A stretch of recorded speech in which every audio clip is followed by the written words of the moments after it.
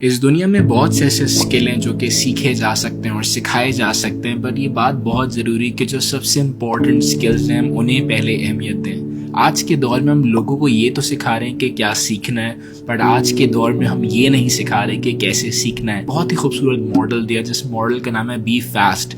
इस मॉडल को अगर कोई इंसान समझ ले तो वो अपनी लर्निंग स्पीड को तेज कर सकता है, अपनी लर्निंग फ्रेमवर्क को चेंज कर सकता है। तो आइए इस मॉडल को स्टार्ट करते हैं।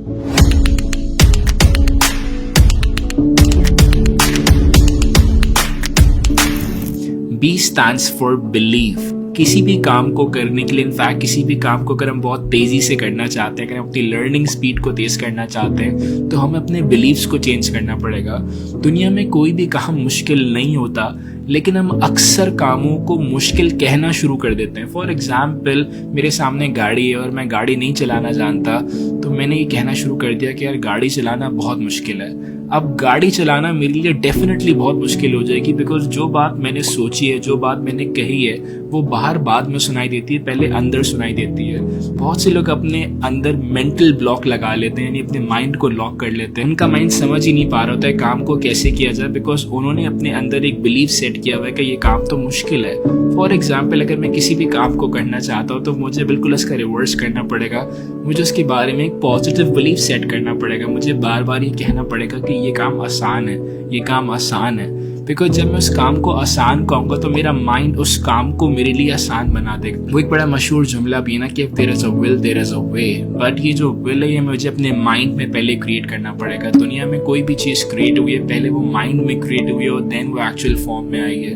बट माइंड में क्रिएट करने के लिए बहुत ज़रूरी है कि मैं अपने आप से कम्युनिकेट करूँ कि ये काम आसान है, ये काम मुश्किल नहीं है। बहुत से लोग अपने बारे में बिलीव रखते हैं कि वो ज़्यादा नहीं पढ़ सकते, वो ज़्यादा याद नहीं कर सकते, वो कि एक हफ्ते में किताब ख़त्म नहीं कर सकते। बट अगर कोई इंसान ये बिलीव रखे कि हाँ वो जल्दी सीख सकता है, वो कम टाइम में भी ज़्यादा याद कर सकता है, तो डेफिनेटली उसका माइंड उसके लिए वेज को क्रिएट करेगा।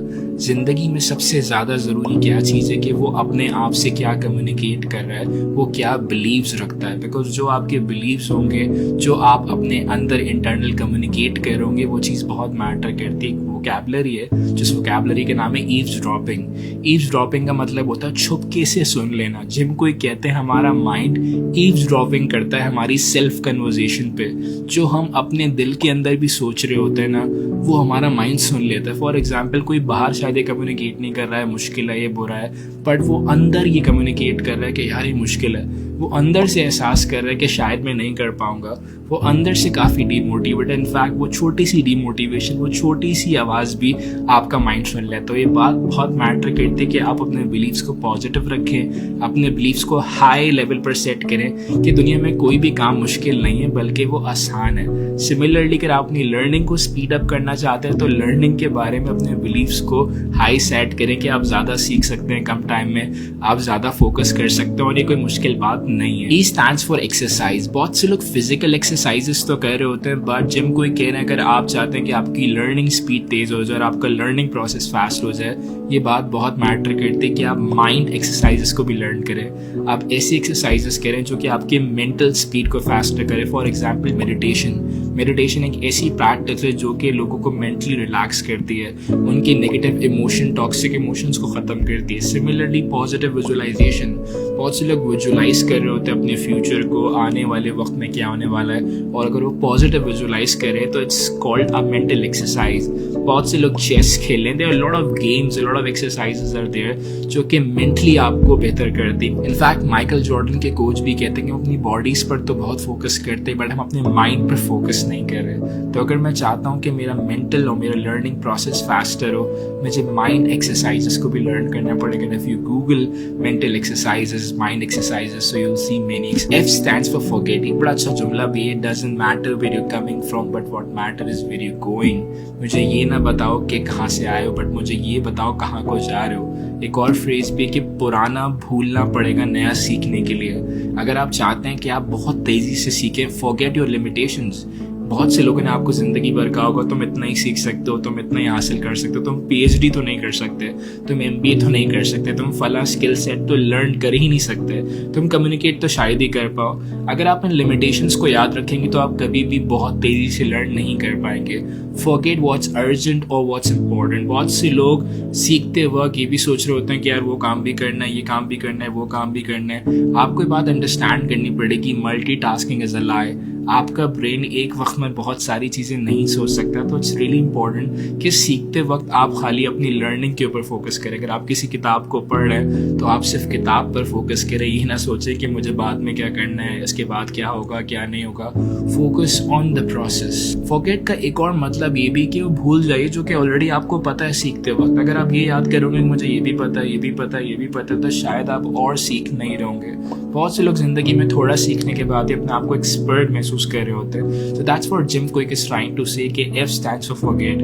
Forget your limitations, forget what you already know. A stands for active. हमें बचपन में सिखाया जाता है स्कूल के अंदर कि चुपचाप खामोशी से बैठ के लेक्चर को लर्न करना है, सीखना है। बट शायद आपको याद हो हम खाली चुपचाप बैठकर नहीं सीख रहे होते। We learn by creating more information. जब तक हम सवाल नहीं करते, जब तक हम नोट्स नहीं लेते, हम लर्न नहीं कर रहे होते। सो अगर आप ज़्यादा लर्न करना चाहते हो, अपनी लर्निंग कैपेसिटी को बढ़ाना चाहते हैं, इट्स रियली इंपॉर्टेंट कि आप अपने माइंड को एक्टिव रखें। आप बार बार सवाल करें, आप बार बार नोट्स लें। कोई बात अगर आप सीख रहे हैं, कोई किताब अगर आप पढ़ रहे हैं, अगर आपके हाथ में हाईलाइटर है और आप प्रॉपर नोट्स ले रहे हैं, उन्हें हाईलाइट कर रहे हैं, तो it's like you creating more information. Your mind is creating more activeness.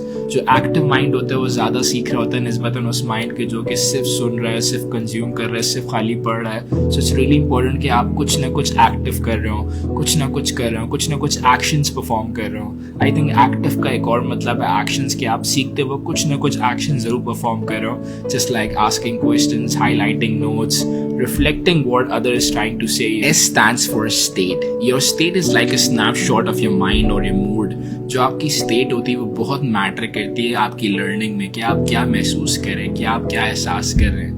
ज़िंदगी में सवाल करना अपने आप से बहुत ज़रूरी कि मैं क्या महसूस कर रहा हूँ। सिमिलरली अगर मैं अपनी लर्निंग कैपेसिटी को बढ़ाना चाहता हूँ, मुझे अपने अंदर एक्साइटमेंट चाहिए, मुझे अंदर अपनी क्यूरियोसिटी चाहिए, और वो क्यूरियोसिटी को बढ़ाने के लिए मुझे बार बार चेक इन करना बहुत ज़रूरी कि मेरी स्टेट क्या है। हम में से बहुत से लोगों को ये बात याद नहीं रहती कि हमने स्कूल में क्या सीखा। उसकी बुनियादी वजह कि स्कूल के अंदर हम बाज़ दफ़ा लेक्चर्स के दरमियान बहुत बोरियत एहसास कर रहे होते हैं। जब आप बहुत बोर महसूस कर रहे हो किसी लेक्चर में, किसी क्लासरूम के अंदर, तो आप ज़्यादा सीख नहीं पा रहे हो। एग्जाम्पल, कोई मूवी आपने देखी हो, कोई ऐसा लेक्चर हो जो कि बहुत ही एक्साइटिंग हो, तो वो बातें आपको ज़रूर याद रहती है, बिकॉज वो आपकी स्टेट को भी एक्साइटिंग कर रहा होता है, वो आपकी स्टेट को भी बहुत ही पॉजिटिव रख रहा होता है। सो इट्स रियली इंपॉर्टेंट कि मैं अपनी स्टेट के अंदर क्यूरियोसिटी लाऊं, मैं अपनी स्टेट को खुद ब खुद बेहतर रखूं।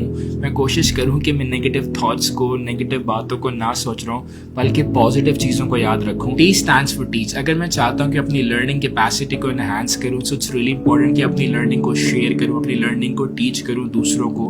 बहुत से लोग बहुत कुछ सीख लेते हैं, लेकिन वो अपनी लर्निंग को रिटेन इसलिए नहीं कर पा रहे होते कि वो दूसरों को नहीं सिखा रहे। सो जिम क्विक इस बात को समझाना चाह रहे हैं इस मॉडल के अंदर कि आप अगर अपनी लर्निंग रिटेंशन को, अपनी लर्निंग रेशियो को बढ़ाना चाहते हैं, लर्निंग स्पीड को बढ़ाना चाहते हैं, तो सिखाइए। जितना ज़्यादा आप दूसरों को सिखाएंगे उतना ज़्यादा आपकी प्रैक्टिस होगी, उतना ज़्यादा वो थॉट्स, वो लर्निंग आपके सबकॉन्शियस माइंड में जा रही होगी, जिसे हम हैबिट माइंड भी कहते हैं, जहाँ आपको सोचना नहीं पड़ेगा याद करते हुए, पढ़ाते वक्त, बिकॉज आप बार बार प्रैक्टिस करोगे। सो इट्स रियली इंपॉर्टेंट कि आप लर्निंग को प्रैक्टिस करें by teaching others, by helping others to grow. Teaching is a form of generosity, a form of giving. वो जिम को एक बड़ा अच्छा जुमला कहते हैं, once you start giving, the receiving come from unknown resources. जो लोग पढ़ा रहे होते हैं, जो लोग सिखा रहे होते हैं, अक्सर देखा जाता है उनका क्रिएटिव प्रोसेस भी बढ़ रहा होता है, just because they're practicing teaching, they're practicing giving. So thank you so much. मैं उम्मीद करता हूँ कि आपको वीडियो पसंद आई होगी। इस मॉडल का नाम है Be Fast. B stands for believe, E stands for exercise, F stands for forget, A stands for active, S stands for state, और D stands for teach. Thank you so much. मेरे channel को subscribe करना मत भूलिएगा, और please अगर video आपको पसंद आई तो कमेंट ज़रूर कीजिए, लाइक का बटन ज़रूर दबाइए ताकि वीडियो दूसरों को भी दिखाई दे सके। Thank you so much.